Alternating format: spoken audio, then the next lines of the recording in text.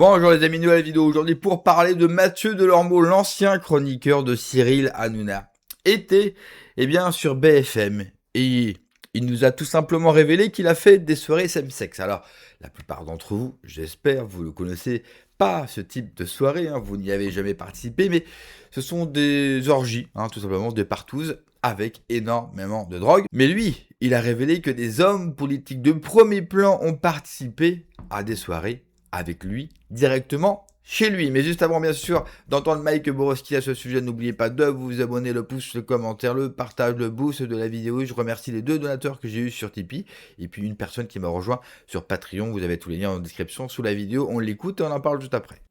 Hanouna, qu'est-ce qu'il dit? Il a affirmé sur BFM Télé: quand j'ai fait des soirées dans mon appartement, il y avait des policiers, des juges, des gars de la BAC, des hommes politiques qui consommaient de la cocaïne et de la 3-MMC. Voilà ce qu'il dit le bon. Voilà, le micro n'est pas bien mis. Oh là là, je suis vraiment désolé. Et oui, je suis malade. Je suis très malade, mais le micro n'est pas bien mis. Oh là là, qu'est-ce que je suis bête. Vous avez vu, en ce moment, je suis pas très bien, on va dire. Je suis pas ultra bien. Mais voilà, vous avez quand même entendu ce que j'ai dit. Ouais, j'ai le nez comme ça. Bref, mais je viens quand même travailler pour vous. Donc voilà, qu'est-ce que c'est la 3-MMC? C'est bien entendu la drogue du chemsex. Et donc, on a policiers, juges, gens du showbiz, politiciens, etc., qui consomment ce type de drogue. Alors, il n'y a pas que M. Delormeau qui fait ses soirées, il y en a plein d'autres. On a vu énormément de gens des ministères, de l'Assemblée nationale, du monde économique, de la politique, de la police, la justice. Il le dit lui-même, des policiers de la BAC viennent chez lui, des policiers de la BAC. Et après, vous vous posez la question, mais comment se fait-il qu'il y a des lianas? Comment se fait-il que nos enfants ne soient pas, protégés? Comment se fait-il qu'il y a de la pédocriminalité, que tout le monde s'en fout? Comment ça se fait? C'est pas compliqué.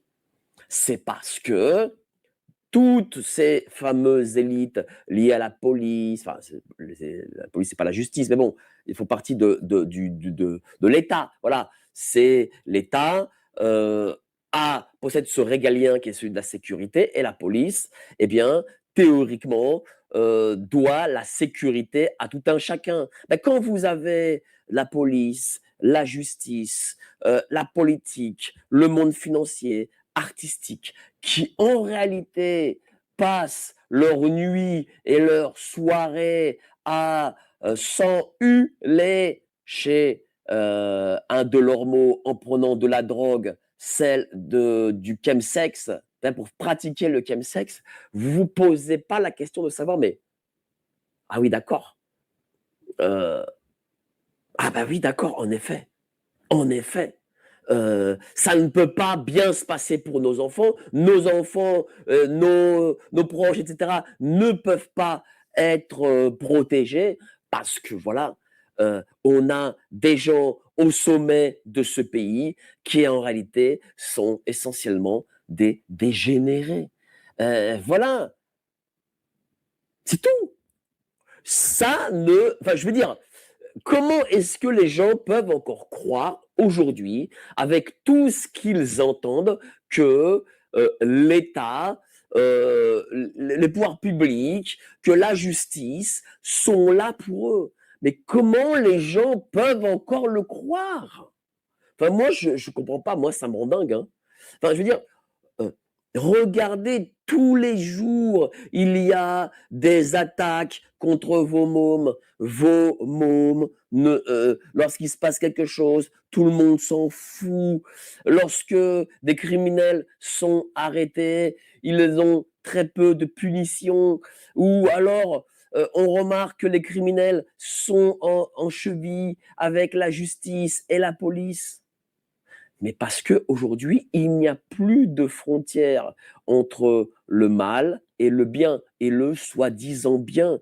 La République étant une inversion de valeurs, eh bien, il n'y a pas en République ce que l'on appelait à l'époque le bien, voilà, tout simplement le bien.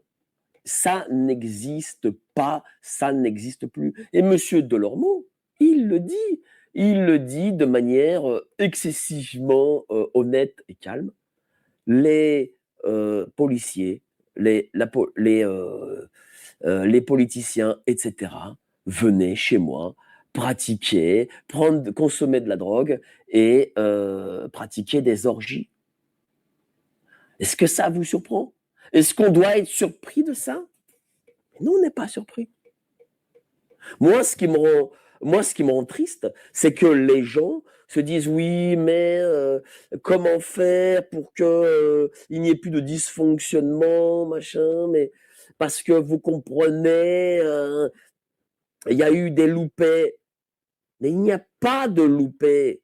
Il y a une volonté de protéger les criminels parce que tous ces gens affiliés à l'État sont aussi criminels que ceux que l'on voit à télé qui passent à l'acte. On a eu l'exemple de Michel Fourniret, par exemple, et on a appris grâce à Carl Zero qu'en réalité, Michel Fourniret, eh bien, était un franc-mac et fournissait les siens. On apprend dernièrement que Monsieur Barella faisait partie d'un réseau, tout simplement. Et ce réseau, j'en suis persuadé, est lié aux plus hautes instances de l'État. Parce que, et aujourd'hui on se dit, ah bah tiens, comment ça se fait qu'il y a des loupés? Mais non, mais il n'y a pas de loupés. Enfin, qu'est-ce qu'il faut dire? Combien de fois il faudra le répéter et le répéter pour que, in fine, les gens finissent par le comprendre? Parce que des fois, on me dit, ouais, mec, tu te répètes, machin. Mais c'est pas que je me répète, c'est que les gens ne le comprennent toujours pas, en fait. Les gens ne comprennent toujours pas. Enfin, je sais pas. On a eu le majordome de Barnier qui fournissait tous les conseils techniques de Barnier, Premier ministre, en cocaïne.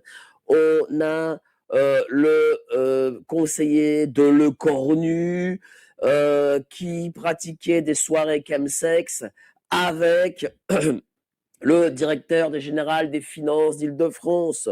On a ce juge pédocriminel qui avait 1 million de fichiers, qui a téléchargé 1 million de fichiers pédopornographiques, qui n'a eu que 1 000 € d'amende. On a voilà cette affaire Barella. On a le gars de LFI qui était un pédocriminel à la tête d'un réseau. On a les périscolaires de la ville de Paris.